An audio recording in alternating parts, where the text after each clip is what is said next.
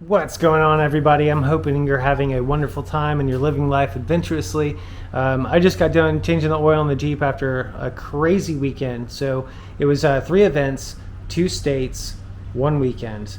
Check it out.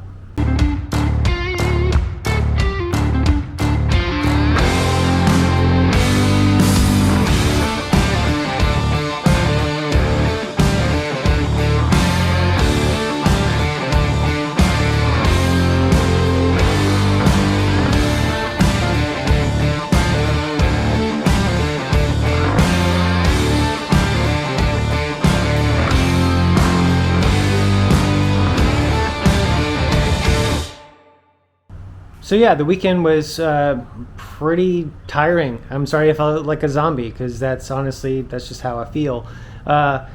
It's now Wednesday. I'm still recovering from it. But anyway, it all started out on Saturday morning from 9 to 11 at Mills River Brewing Company. We went there for an event, which is called Rigs and Coffee. There was probably 20 rigs out there. It was a really great time meeting and talking to everybody there. So if I met you there, make sure to comment down below, connect that way. But yeah, they had like I said, a bunch of rigs, some really cool like Dodge Rams. They had an AEV Prospector there, the LS Swap 2-door JK, which I thought was amazing. My buddy Brent was there with 10 tracks in his YJ, and then also Jeff, who I met a long time ago in the Great Smoky Mountain Jeep Invasion. So it was really good to see him, and met a bunch of new people and talked about their rigs and everything. So that was a really fun time. It is a national event, by the way. It happens pretty much all over the country. So go to rigscoffee.org and check it out and see if there's an event happening in your area. If you happen to be in Nashville, it is the third Saturday of every month from 9 to 11. And then they have really great food there. They open up, the brewery actually opens up at noon. Yeah, really great food there. So anyway, Brent actually had a customer drive down from Pennsylvania to check out one of the trailers, and he was interested in seeing how the trailer would do on the trail. So after that event, we actually went over to Hurricane Creek again. So if you don't know what Hurricane Creek is, make sure you check out a previous video, which is a little taste of what Hurricane Creek is all about here in North Carolina. So we did that. I ended up getting home around 7 o'clock, had dinner, went to bed, because I decided it would be a really good idea to then get up at 3 o'clock in the morning, to leave my house at 4 in the morning, to drive the 3 hours to Buford, Georgia, to my buddy Brad's shop. Now, believe me, I love all those guys down there, but that was a feat. 3 o'clock in the morning to me, I don't think it should exist, but it does for whatever reason. So anyway, I drove down there, drove through North Carolina, South Carolina, into Georgia, and then finally I'm there in Buford, which is a really awesome town. And did a shop tour at Black Bear Off-Road. So that video will be coming out soon, so look forward to that. And then after that video, we actually went out to Dawsonville and met up with some others, and then drove to Elijay, which is about an hour and a half or so away from Brad's shop. So what we were doing there was Black Bear Off-Road Trail Team and Black Bear Off-Road and Brad himself try to get out to a trail usually once a month or so to do a cleanup ride. Now this is really important because there are a lot of irresponsible people out there that just throw trash. They don't pick up after themselves or whatever, but we were out there for, I don't know, maybe 4 hours.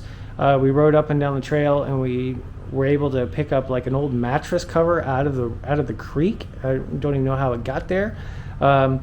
But anyway, more than a truckload of trash, and that just tells you how irresponsible people are. So, do yourself a favor, be responsible, pick up after yourself, pick up after others if you can.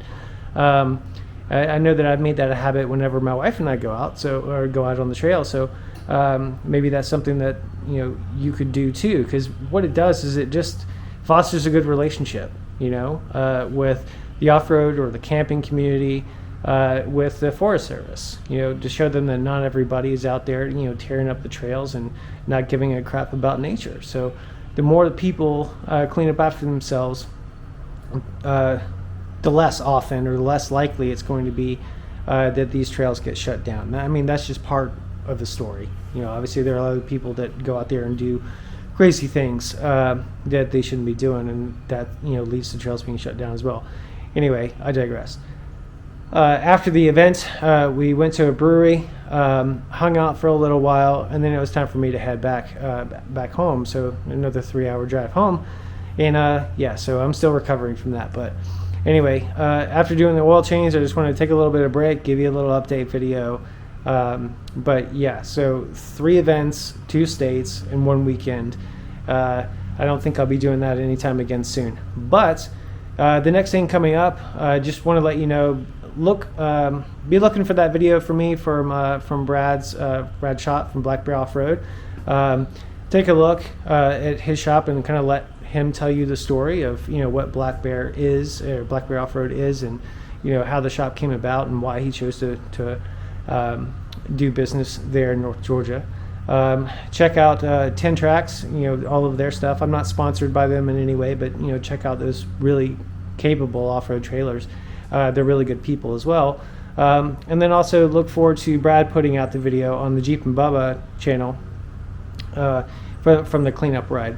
So I think that, you know, there's a lot coming up. The next thing is going to be going to Nemo Tunnel in Tennessee. I think that's in about a month from now. We'll be doing that and then exploring the Catoosa Wildlife Management area there. And then Memorial Day weekend, so this is May now, we'll be doing the Georgia Traverse again. So that's 300 miles, mostly off-road. Cannot wait to do that. We're going to have a wonderful time doing that. So until the next time, I'll see you outside.